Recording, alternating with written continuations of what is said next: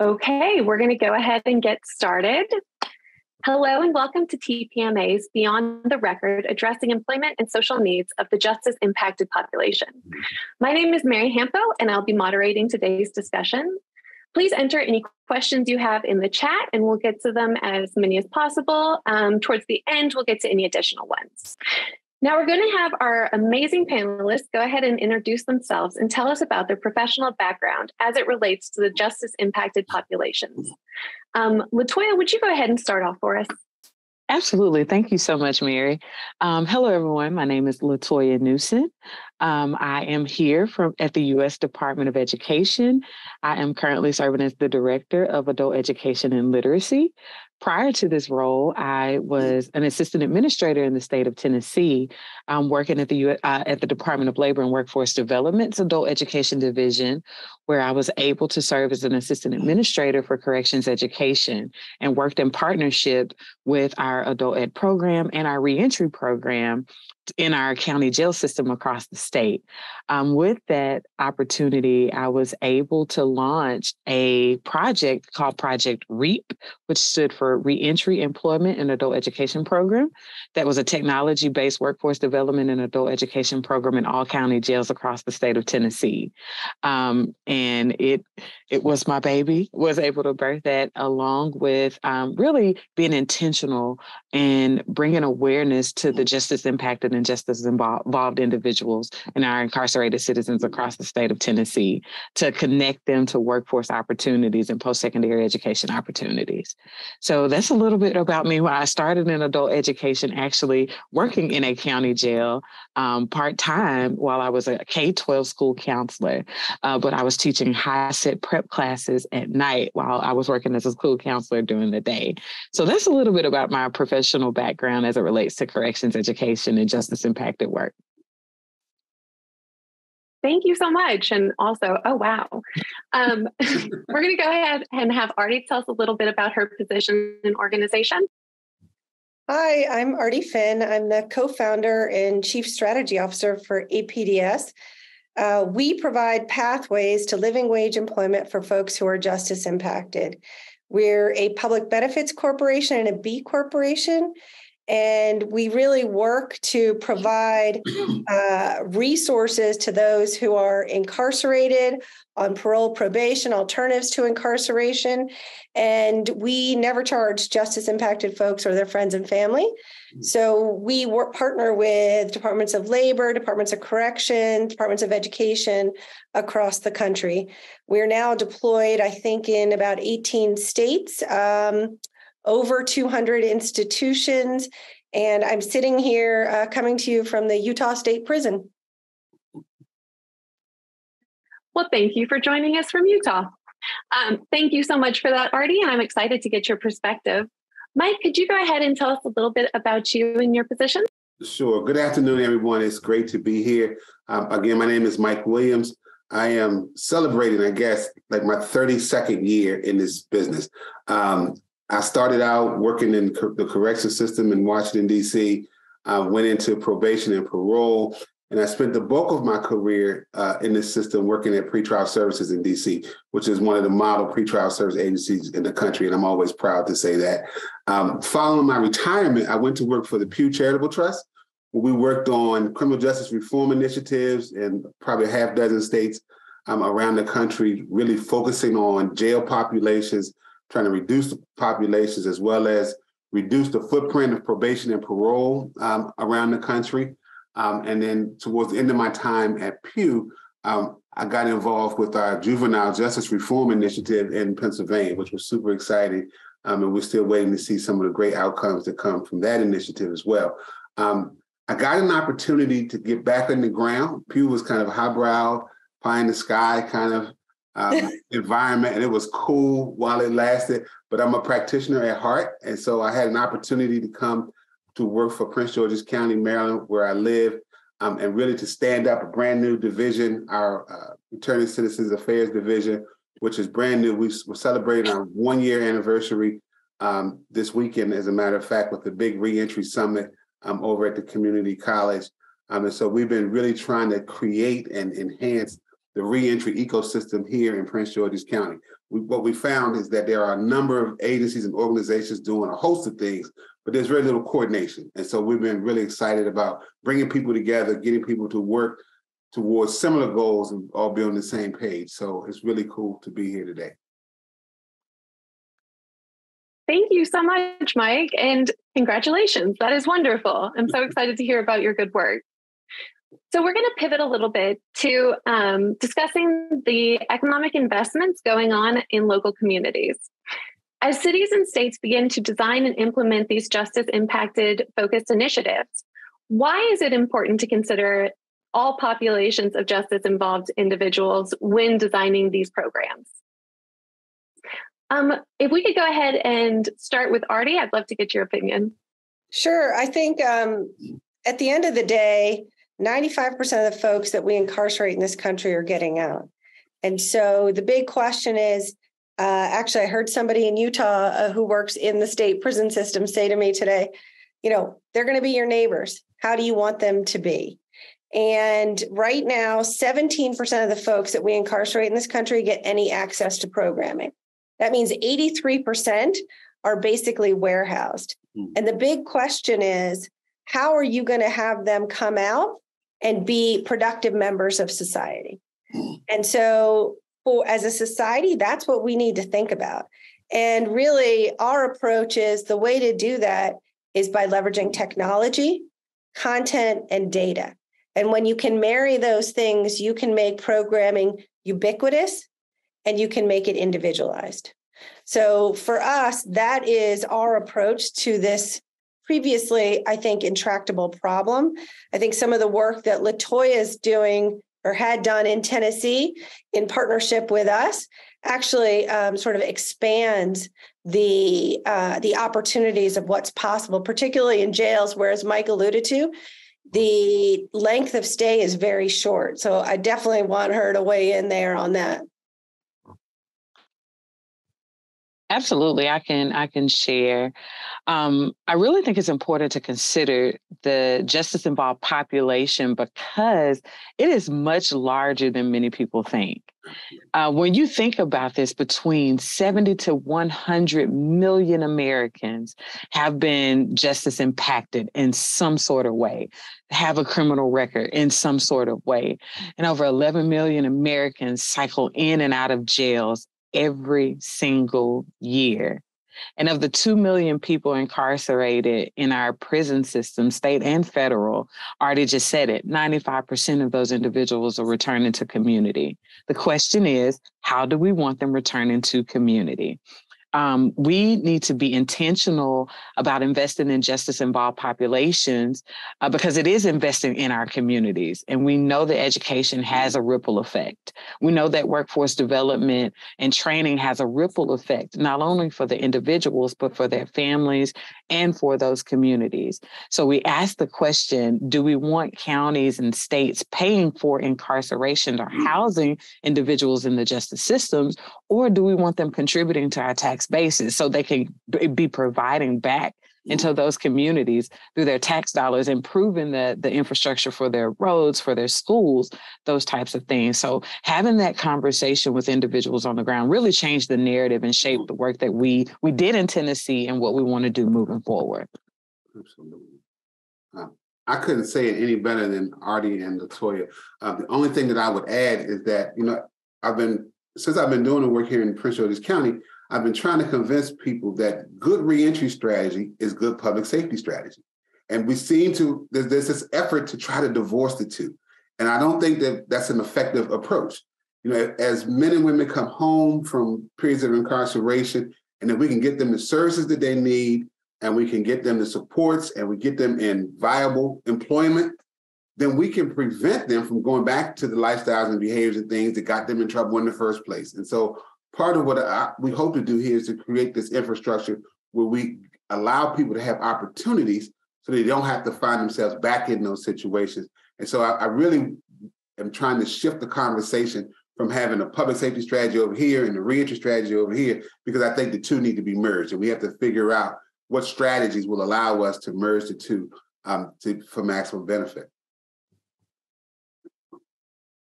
Thank you so much for that. And I think those are coming from great perspectives.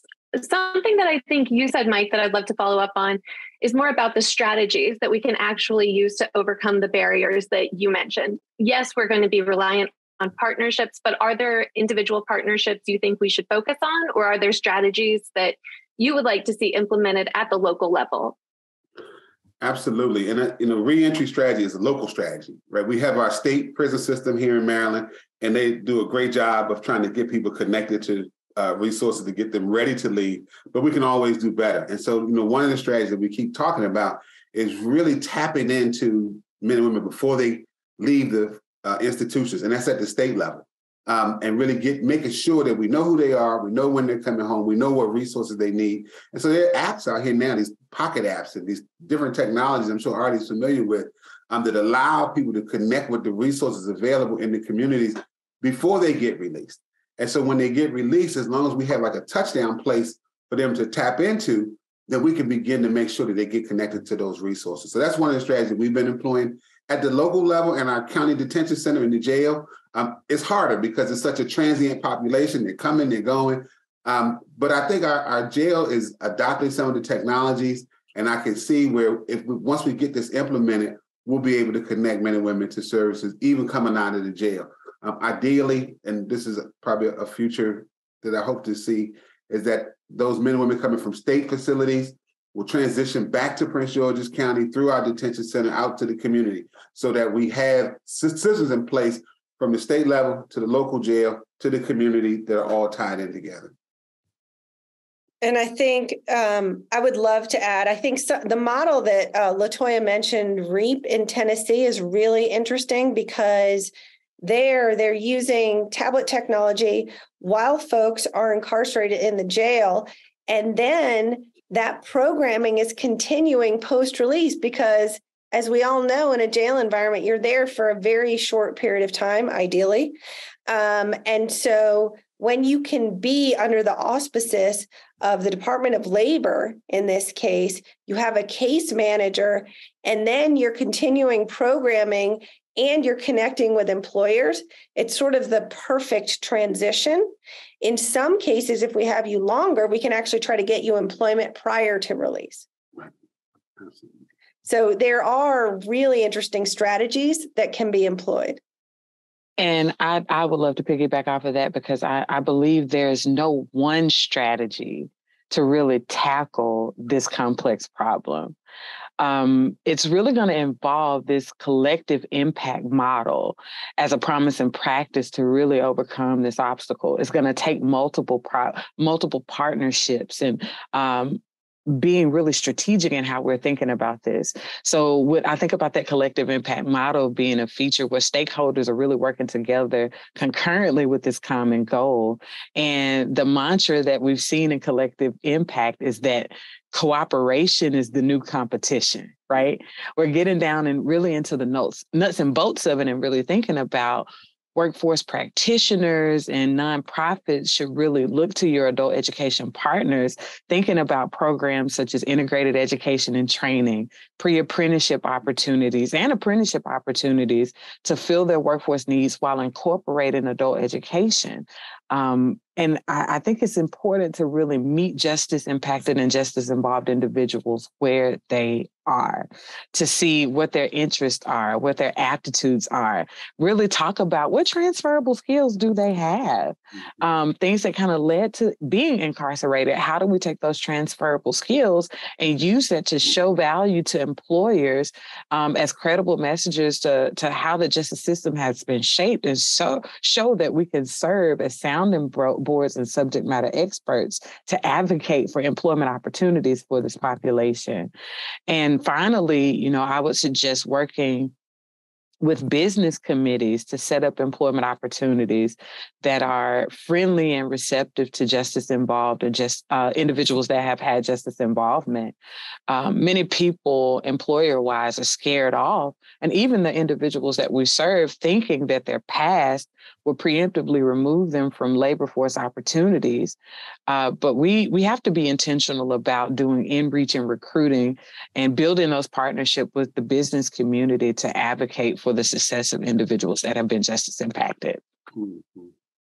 I think that's a really good point, Latoya. I also think we have to be realistic because employers say to us, oh, yes, we're willing to hire from the justice impacted population, but then they put these restrictions on that are impossible for folks who are justice impacted to meet.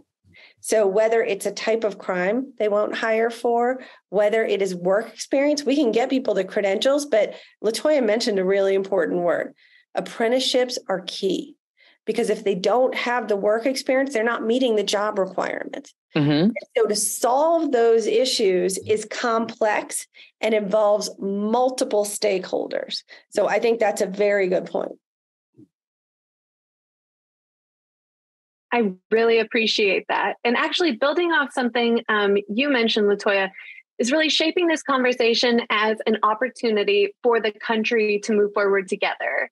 I think it's really important we address what benefits this population is bringing to the table. And considering that and looking at both a national and a local perspective, what role does adult education for the justice impacted community play in addressing employment gaps that we have both nationally and locally? Adult education, honestly, in my opinion, is the connection piece between education and employment. Labor market research really predicts that about 70% of the jobs will require some sort of post-secondary education and training by 2027. And the formula grants and funds that we have to provide technical assistance through the Adult Education and Family Literacy Act can really bridge the gap for justice-impacted individuals.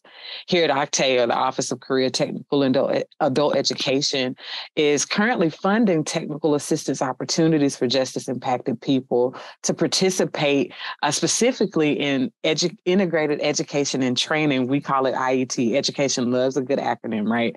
IET programs and IET opportunities. And these opportunities, what they do in their uniqueness is enhance and accelerate learning, aligning with career pathways with partners and programs in the community to improve post-release employment opportunities. These things are research and evidence-based and practice, and they lead to positive impacts in credential completion and short-term employment opportunities, right?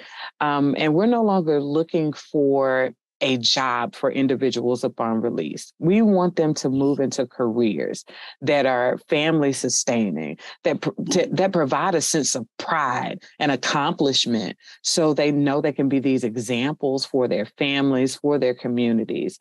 And they give these opportunities really to earn these industry, that's the big term now, industry recognized credentials. We want equity of access for individuals that have been justice impacted and justice involved. So IETs are a perfect opportunity to marry those two so that we're the bridge between the education and those employment opportunities. You know, I think one of the challenges that we have, and training is great, education is great. Oftentimes, our men and our women, I may be speaking more directly about our women, when they come home, they want to hit the ground running, and they aren't ready to jump right in the workforce, but there's no supports for them in order to be able to go to training, increase their educational experiences. And so there's a dilemma that we have there that we have to figure out. How do we wrap supports around folks when they first come home so that they can do the apprenticeships? Because oftentimes they aren't going to be as high paying if they're paid at all. They're going to need that support while they're waiting and developing the skills that they need in order to get the employment that they're looking for. I hear it all the time. Men say, I don't have time to go there. I got to work. And so they'll take a job at some, fast food spot just to start making money, but that's not a long-term solution. And they know it, and we know it, and the probation and parole officers know it, but that's what they have to do right now. So one of the things I don't want us to lose sight of is that with these educational opportunities, we have to start thinking about what other supports we need to wrap around people so that they can take advantage of them. Absolutely. I want to jump back in real quick with that. I think what you're speaking to is that we changed the narrative from education or work to education and work. So people don't feel that they have to choose between the two. And I think really now with the WIOA Act, how it is written and how it is funded talks about that very thing, providing those wraparound services while individuals are receiving their education and training. So again, it's shifting that paradigm from that choice mentality to that or mentality to that and mentality. And I just want to add one thing, because I think technology can help with this. Because at the end of the day, if an employer is willing to offer an apprenticeship and they can do it in a way that is digital, so we're talking about digital apprenticeships, that can be done while somebody is incarcerated or while they are justice involved, and they don't have to take those lower paying jobs to sustain themselves because they're already in a community that is supporting them. And so I think as corrections opens up its security mindedness and allows more innovative things to happen behind the bars, we're talking about lowering the levels of behavioral incidences behind bars, improving outcomes for folks, and creating a wholly different type of incarceration system, right? One of true rehabilitation. And then you have to marry that also. So I really want to add, you have to marry that with enduring skills and rehabilitational content. So cognitive behavioral therapy, some of these other things all have to be done in concert and continually while you have folks. We're missing a big opportunity in this country. Thank you. And I think, Artie, what you said is right. This is an opportunity we're missing. And something that I really think we should always try to remember as a community is that this is an opportunity. Mike, this one is from a local government perspective. How are communities strengthened by giving justice impacted individuals access to public support and resources? Yeah, I think I talked about the whole benefit, the public safety benefit that we get from engaging our men and women who are returning home in these types of opportunities. And so they benefit, the community benefits, our employers benefit. You know, we have employers that are screaming that they can't find people, but we have a ready-made workforce who oftentimes are very eager to get back to work and to get their lives back on track, but we just aren't tapping into them. And then what happens, time passes and the frustration builds up, and then all those other things that happen, negative things that happen, they jump into play, right? And so I think if we can benefit our business community, we can benefit the individuals who are coming home, we strengthen families, right? And so then when we talk about youth crime and the challenges with our young people, but when we have parents who've been incarcerated, when they come home, if they're engaged, then they can re-engage with the children more successfully, right? And so we could turn off the faucet, so to speak, of people going into our criminal justice system. And I think we have an interesting program, I'll talk about it later, here in the county, where the county is actually implementing a program where we hire returning citizens in county government. And so now we get to improve and enhance our county government. And so the men and women who are working alongside these people, they get a whole different experience from what you thought about someone who's been incarcerated to now what you actually get to experience from some of these people who are super excited about having an opportunity to work in the public sector and have all the benefits of public sector work moving forward for the rest of their lives. And so I think that benefits that we just haven't even tapped into yet. I love that. I want to add 15% of our workforce is formerly incarcerated, and the work experience is no different. We actually, when we hire for specific roles. We're asking justice impacted folks to tell us that they meet those requirements. We do the same stuff that they go into the same. Someone asked me, do you do a different hiring for folks who are justice impacted? No, it's the same. And in addition to that, when we do the background check, which we do, all we say is, tell us what's going to show up. If that matches, then you are hired. And that is, I think, and we don't ask about your type of crime. We don't care. All we care about is that you are invested in your future and in the job, and you have the skills required. And I think we do our employers do justice impacted folks a disservice by excluding them, because these are some of the most loyal, enthusiastic employees you can have. And I think Mike's 100% right. And when employers are looking to hire folks who are justice impacted, they look at two things. They should look at two things. One, a traditional resume, and two, a transcript of some sort of the types of programs and investment in resources that they used while they were incarcerated. And when I hear from folks who are justice impacted, I'm on a waiting list to get into programming. Oh my gosh, it drives me crazy. It drives me crazy. Why are we warehousing people when we can help them actually improve their lives, get out of this cycle of incarceration, and prove to the outside community that they've reformed? And to add to that, I think one of the things that a lot of employers and community individuals have is that lack of awareness to the reentry process. I think one of the most powerful things that I was involved in was a reentry simulation. Yeah. People had no idea the obstacles and the barriers. You have this population of people and you are expecting them to meet these criteria when they don't have the basic necessities they need to be successful. So I think increasing that awareness sometimes builds the empathy for employers and for individuals that are working in this work to know we have to do this a different way. We have to be more intentional and thoughtful and think about some of the barriers we've established, because if incarceration isn't our experience, we don't know how that can be a barrier for someone trying to re-enter society and they've already made amends for for the things that they've done. They've served their time and they want an opportunity to be successful. We want to make sure that we serve people with barriers and are not barriers ourselves. Absolutely. Can I just add, Latoya, we had the reentry simulation here a couple months ago, and I quickly ended up back in jail. And as a former PO, I was appalled at the whole system, but it is difficult, right? And those who work in these systems don't understand the challenges that we sometimes put in people's way, and we look at them as if it's all their fault. Well, no, the systems are broken, right? And so we need to figure out, let's fix the system, and so that people don't have to end up back incarcerated because our systems don't work.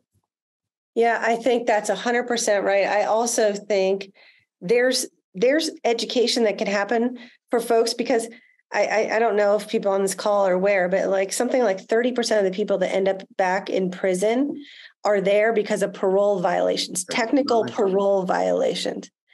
It is appalling. And it's because they don't know, not because they knowingly. There are those. I mean, let's be honest, right? There are those who will knowingly violate, but most people just don't know. Right. And I can't tell you the amount of people I've spoken to that say, I had no idea this was a problem. Right. And their parole officer doesn't know them. And they don't know their circumstance. They don't know that, for example, we have a person who works with us. I won't give you his name, but he was on parole. His parole officer showed up at home one night and he wasn't there.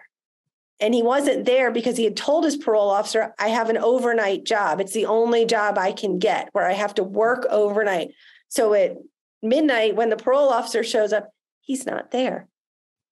And he almost went back into prison, except his employer called and said, no, he was here. And he didn't have his phone with him, so he couldn't answer the phone from the parole officer because he was working. It's those things that drive people back into prison. You know, Artie, that's an interesting point. A few years ago, I was at a symposium and I was talking with some reentry professionals, and when we were talking about probation and parole, and there's this divide between probation parole systems and reentry systems.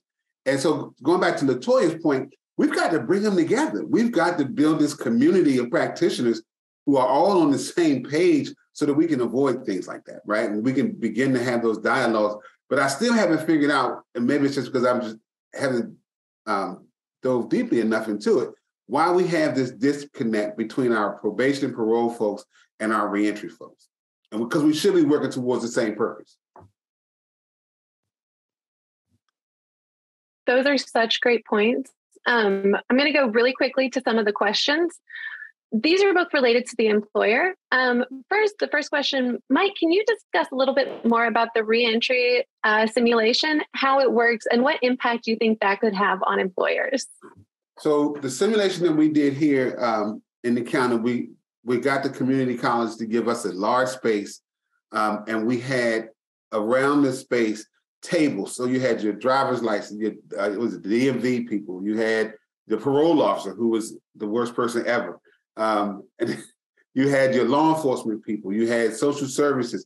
And so there were requirements. So before you could go get a job, you had to have your ID, and you had to have your social security card, and you had to have all these things. And so you went from station to station. And what they figured out how to do was to make it super difficult to even get there, right? So you would get to a station, they would say, well, how'd you get here? And you said, I walked. And they would say, well, this was 10 miles away. You couldn't have walked here. And so you had to go back.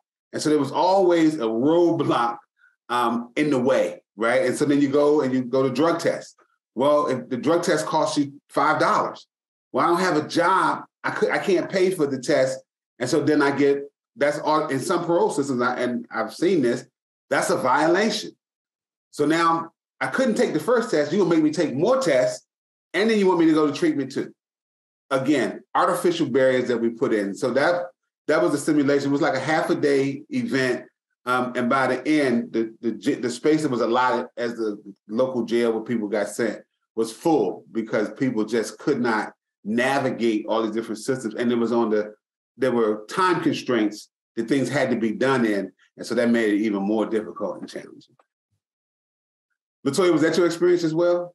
It was. It was very similar to a project-based learning activity, right? You're in this controlled environment and you're giving all of these scenarios that you're living with this limited amount of funding, if any funding at all.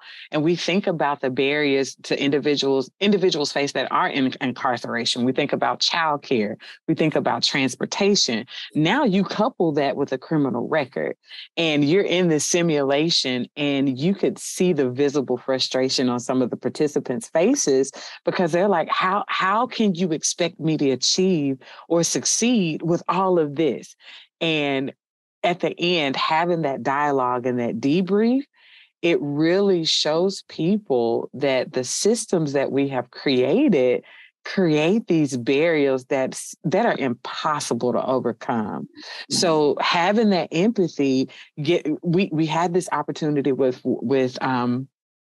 county commissioners, with employers, bringing individuals in from the communities that would typically say, well, why don't they just go get a job?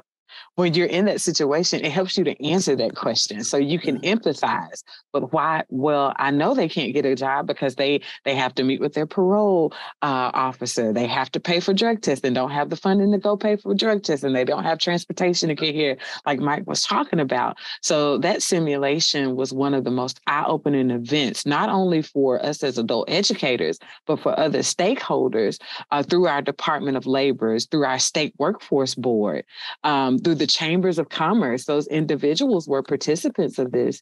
And it really helped change the narrative and the conversation to open up opportunities like we had in the state of Tennessee. We even had a couple of legislators participate here in the county, which was a really eye-opening experience for some of them. And we hope to take advantage of that soon. I think also for those of you who can't or aren't going to go through a reentry simulation, there's a book you should read called The Master Plan by Chris Wilson. And he talks about his experience from incarceration to reentry. He's very successful now, but the barriers are so stark that he faced. It is a great book. I definitely would recommend the book as well.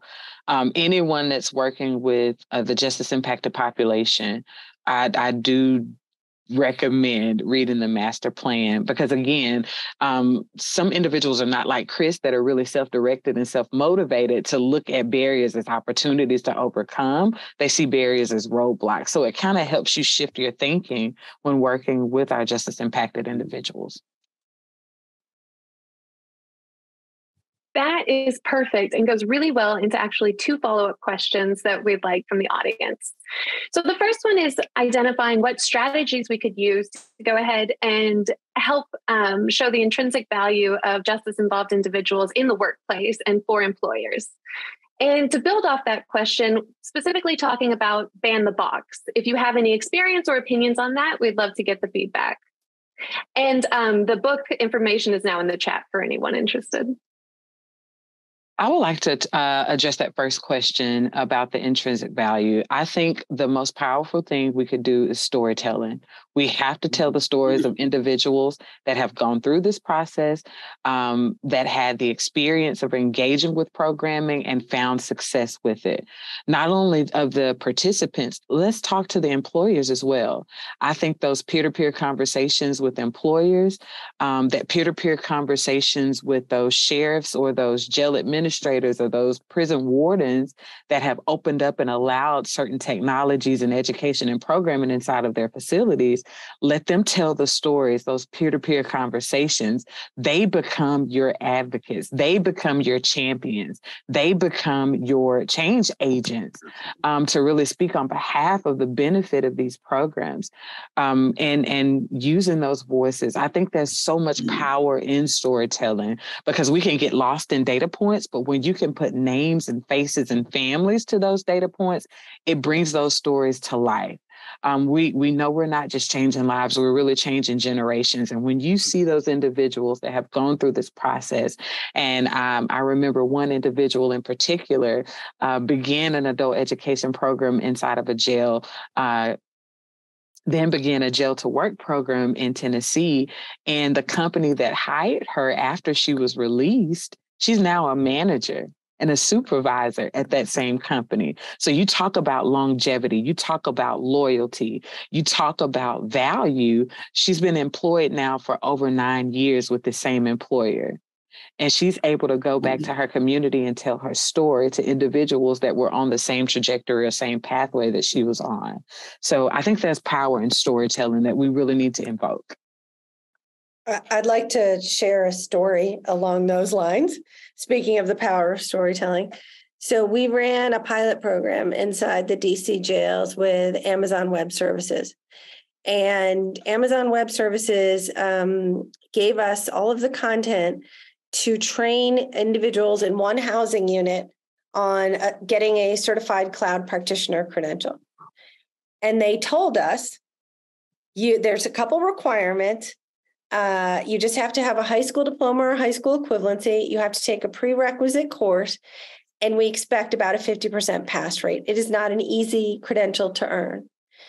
And we had about 15 volunteers who went through the program. I am proud to say we had a 90% pass rate. And two of those individuals are now in the federal system and communicating with us with resumes, and we are setting them up with employment post-release. Wow. Now that is an unbelievable opportunity for individuals to change their lives. And I got a letter from one of the individuals who allowed me to use his name. So I'll use his name. His name is Julian. He's incarcerated in a federal facility now. He'll be out in, I believe, August. And he was a former high school track star, had a scholarship to college, was an an NFL player. And he said there's been nothing more, and currently he was incarcerated in the DC jail when he took place in this program. And he said there was nothing more impactful in his life in any of the things that he had done besides getting this credential and having an opportunity to change his life and earn and support his son post-release. Wow. That's the kind of impact and opportunity that if you give folks that, they will take it and run with it. Can I just add one more strategy? And I think I love that story. All right, that is awesome. One of the things that we've done in the county is, again, we're bringing people together, and that is policymakers, that's agency heads, that's our nonprofit, our faith-based community, and we're bringing our returning citizens to the table as well. And so we have our Reentry Advisory Council, which is made up of all these big wigs and folks in county government, and they running nonprofits and pastors from churches. And then the guy who came home just a few months ago is sitting right next to me. And they're engaging and they're talking about what this looks like for me as someone who's coming home. I have these ideas, I have these thoughts, I want to be able to share them. And it's a welcoming environment. So we break down some of the stigma that's attached to having been incarcerated by putting people at the table together. I tried not to do any large convenings without bringing our impacted men and women to the table. We've got to, and we're fortunate because we actually have two guys who formerly incarcerated who actually work with us, right? So one is employed by the county, the other with my office, and then the other is employed by our health department and runs our one-stop shop, the Bridge Center. And so again, we're serious about this. It's not just us saying that we want other people to hire returning citizens. We're hiring them. Not only are we hiring them, but we're engaging with them in order to make our system better. Those are all so touching. I'm so impressed by that. And Mike, that does not surprise me. You're great. So one thing I would ask is the role that you see liability insurance playing in getting this hiring process going, knowing that there are some hindrances and some hesitations already, like you said, some people really do just have those hesitations. Do you think there's a role that liability insurance could be provided either by the state, federally? Do you think that would assist in the programming? And do you know of any that is currently being discussed? So there's a federal bond program that is available to any employer who hires justice impacted folks. I don't know the exact amount, but I know it's available through, I believe, the Department of Labor. And maybe, Latoya, I don't know if you all point to that on your website or not. The other thing is, I know individual states also provide tax incentives for folks who, for employers who hire formerly justice impacted. So between the two of those things, employers get some degree of comfort. I think the other thing is just, there's a program that Jobs for the Future, so JFF runs, that is actually a training program for employers who are looking to hire justice impacted. And I think it's an 8-week program, and I highly recommend it because I think it deals with a lot of these concerns that employers may have and helps defray some of those concerns. And I would just say, as an employer ourselves of justice impacted folks, they, again, I cannot emphasize the quality of work, the effort and the engagement that these folks give us, and the loyalty that they extend to us is beyond. And I mean, Mike, you can speak to that too, right? And it's just these success stories. Latoya is 100% right. We have to be able to tell these stories because that's what's going to change people's minds. And Artie, yes, you're correct. You can find that information on the Department of Labor's website for those federal bonding opportunities, and look for the work opportunity tax credits. You can research that information, and it gives some securities for employers. So definitely check out the Department of Labor's website on that. Thank you for that. That's just an informative answer.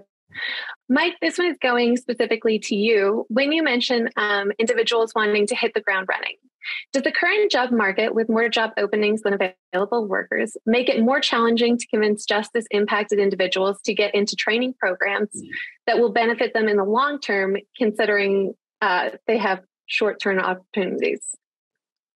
I think it does. And that's not a knock against our employers who are willing to hire our justice-involved folks. I think it's just the reality of the economy, the times that we're living in. One anecdote that we always talk about is the young mother who comes home and her mother has had the kids while she's been incarcerated. Well, her mother wants her to take her kids and start to provide for those kids. And so she's under a lot of pressure to get a job, start providing for her kids. And employers, they take advantage of that. I use the Lowe's example. Lowe's is a great company. will hire return citizens. You know, people go to work at Lowe's and you stay there and it's great, but you could do more because there's a cap, there's a ceiling at Lowe's, right? You aren't going to be able to get, in most cases, you aren't going to be able to get as far as you might otherwise. So why not get into another environment where you could, the possibilities are broader. And so I think we have to figure out how to do both. I think that's what he said. It's not an either or, it's a both and we have to figure out how to make that happen. We work with an employer in Tennessee. I can't name them because it's not official yet, or it's official but not public yet. And what's interesting is they're actually doing the stepping stone themselves. So they're hiring justice impacted folks to work in starting level jobs with living wage, but they are also committing to training those folks up after 6 months of employment. So I think that in many ways is a very, very interesting model for employers who want to start to invest in this solution, but are not quite comfortable with what they're going to see. And those that particular employer has put a number of training content onto our devices so they can also see that these people have completed that. They can interview while they're still incarcerated. And so if they get released on a Monday, on Tuesday, they can start employment. Awesome. It's a very interesting model for employers to consider. I hope I said that right, LaToya. You did a great job. Do you think, and this is an additional follow-up, do you think there's a way to encourage more employers to use a similar method, be it by local or state government or even federally? Do you think there's a place to encourage that type of movement and reconsideration? I would love to see the federal government actually put larger incentives in front of employers to do that kind of model. Yeah. I think they can start with grant programs. I think LaToya has alluded to some of them, but I think, an employer who's really interested, the federal government could subsidize employer training. They can support mentorships, because I think mentorships are another key piece of someone not only getting a job, but keeping a job. Mm-hmm. And then there are, I think, additional, whether it's federal tax incentives, things like that can be put in place. Because right now, all those tax incentives that I talked about are local. There's a federal bond program, but there can also be federal tax incentives. So one of the things that we are starting up here is getting a slow start, but we have the Employment Incentive Initiative that came out of our county council. And so what the council agreed was to reimburse the employer up to $5 per hour for any returned citizen that they hire. And so this is for the first, I think it's either 18 months or 24 months, one or the other. And then ironically, in this last budget session, the governor doubled our funding for it. So we'll be able to double the number of people we'll be able to allow into the program. It's taking some time to get it up and running, but we hope in the next few months we'll be good to go. We have a handful of employers who are super excited about this. And some of these are small business people who, they really need good people, eager people to come in. And so we're hoping that that'll be one that'll kind of set an example of how it could look. And we'll learn a lot, and we'll be able to share that with others as well. I love that. And I also believe in the power of grassroots. So those local workforce development boards, that state workforce board, there's a lot of engagement there and a lot of opportunity there. And I think that speaks to a lot of the power that we had to do some of those things when we were back in Tennessee. So we won't discount what can happen on that local level as well. Our workforce development organization, Employ Prince George's, they were the drivers behind this incentive program. Walter Simmons is the CEO there. He really pushed this to make it happen. So you're absolutely right. It came from the local level, the local county level. Those are amazing initiatives. Thank you. We're going to turn actually towards the future and discuss what the plan is for each of your organizations in the next 12 months. So if possible, I would like to hear what goals or strategies you're planning on rolling out in the next 12 months that you're going to be focusing on for the justice impacted communities' involvement in employment opportunities. Whoever would like to go first. I can start. I have sort of two big buckets that we're focused on. One is research, because in addition to those stories, we need data to prove outcomes. And so we are undertaking a large initiative with an entire state to collect data. And I want to point out to folks that it is not just negative data that we're looking at. So it's not recidivism rates. We're looking at time to employment, length of employment, average starting salary, some of those things. So positive data. And then the second sort of big bucket is bringing those employers into the equation at scale, right?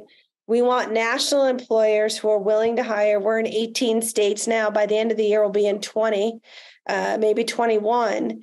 And we need national employers who are willing to say, okay, we're going to hire justice impacted, and let's put a program together. Absolutely. That's great, Artie. Thanks for sharing. In the next 12 months, I'm new in my role here at the Department of Education, but within that next 12 months, one of the measures of success I would love to see is an increase in the number of those integrated education and training programs and opportunities for our justice involved and justice impacted citizens that lead to family sustaining wages. The number of measurable outcomes and data points are great, but what is most rewarding is knowing that we're working to positively impact families and communities across this country. I would also want to see an increase in access of technology and improvement and increasing those digital literacy skills for our citizens, preparing them to re-enter society. We're all about moving the needle to reduce the hamster wheel of recidivism. That's, I believe, is our collective goal.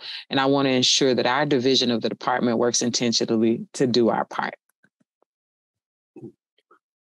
So for us here, we have a really robust workforce development entity in our county, and they have all kinds of programs from CDLs to nursing technology, the whole thing. One of the challenges we have is getting people in the program, right? And so getting the word out, and so TPMA has been great helping us develop like our communication strategy, really get the word out, because I want those programs should be full. There should be no room. There should be waiting lists. But unfortunately, we have lots of slots. And so we need to really work on our communication strategies to make sure that people know about the programs.